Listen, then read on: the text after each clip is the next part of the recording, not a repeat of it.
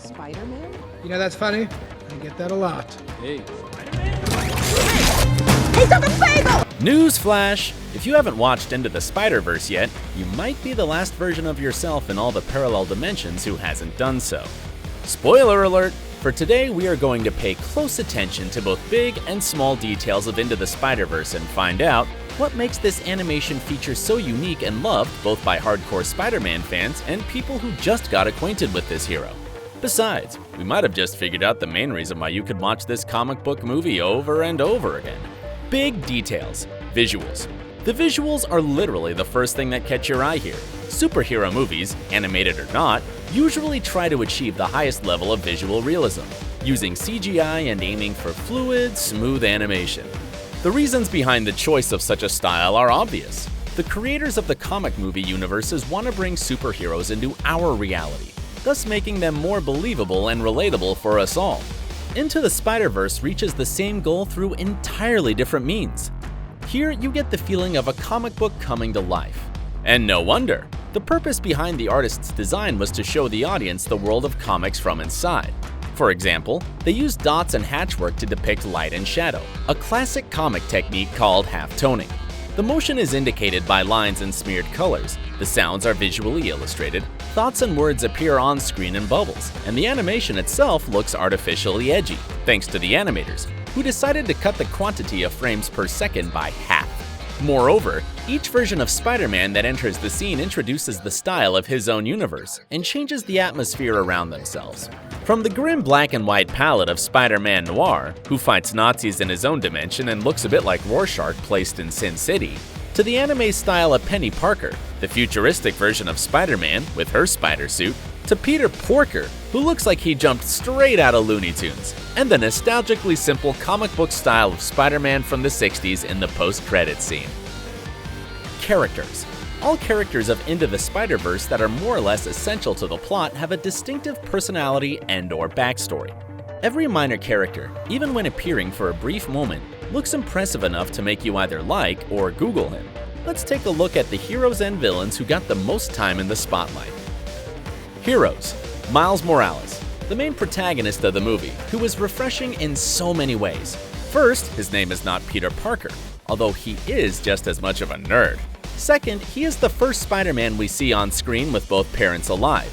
Third, he is the first multiracial Spider-Man, of Black and Latino origin, which does not simply add to the diversity of the movie, it adds subtle details to his character, like switching freely from English to Spanish while talking to his parents. Fourth, he can turn invisible. Pretty cool, huh? Peter B. Parker, aka the Loser.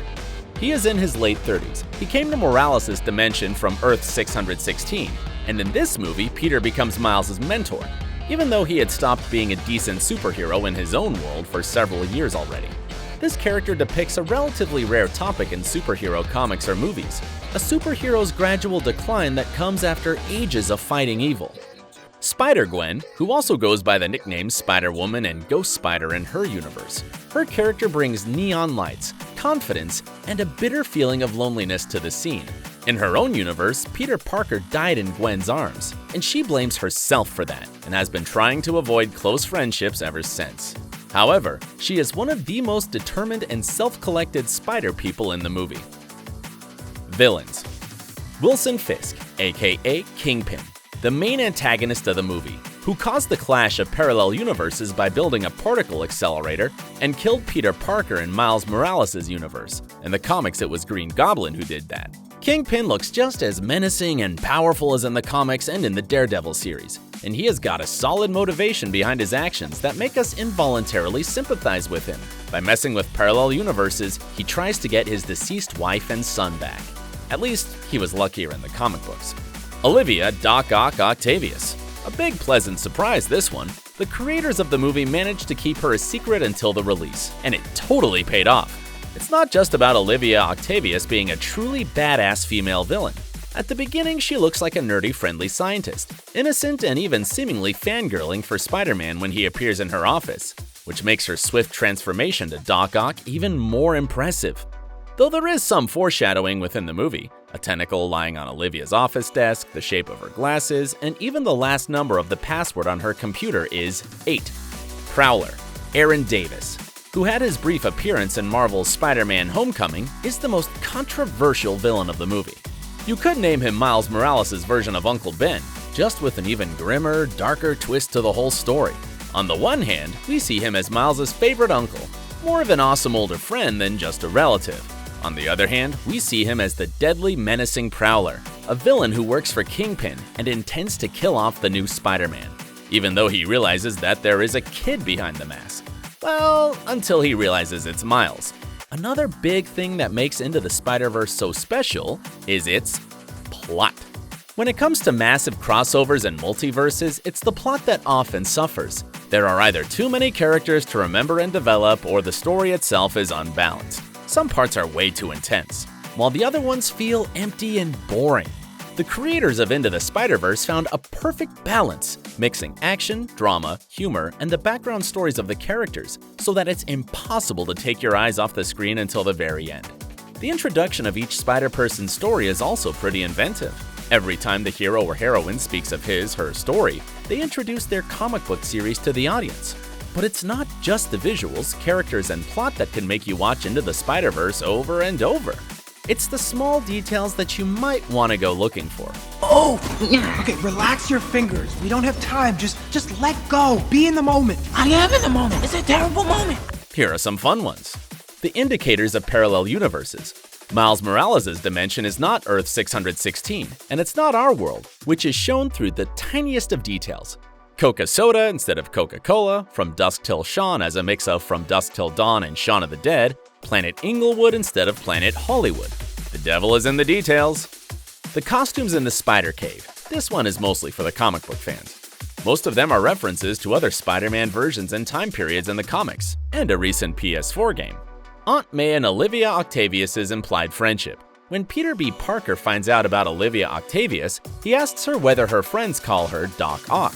Olivia tells him that it's enemies who call her Doc Ock, while her friends call her Liv. Later, when the group of villains arrive to battle the Spider People at Aunt May's house, the first thing Aunt May says is, "Oh great, it's Liv," which implies friendship, at least former friendship, between the two. It's pretty funny, since Aunt May and Otto Octavius almost got married once in the comics. Stan Lee's cameo. Spider-Man is one of Stan Lee's greatest creations, and many fans were looking towards his cameo in this animated movie. It was especially crucial, since Stan Lee passed away in 2018, never getting to see Into the Spider-Verse.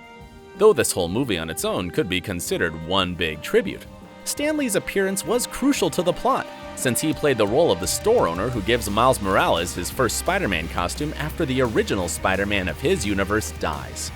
"I'm going to miss him," he said. And isn't that how all Spider-Man fans feel about Stan Lee himself? "It always fits eventually," he said, and the idea behind these words might be the main reason for you to rewatch Into the Spider-Verse multiple times, because Into the Spider-Verse might be the best reflection of Stan Lee's idea on superheroes. Everyone can become one. You could be any kid. Yeah. You could be black. You could be Asian. You could be Indian. You could be anything. And imagine you were in that costume. Right. Everyone can wear the Spider-Man costume. Never mind their gender, race, age, even species.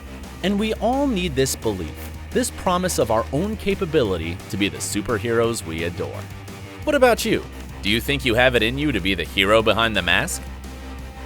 Tell us about it in the comments below.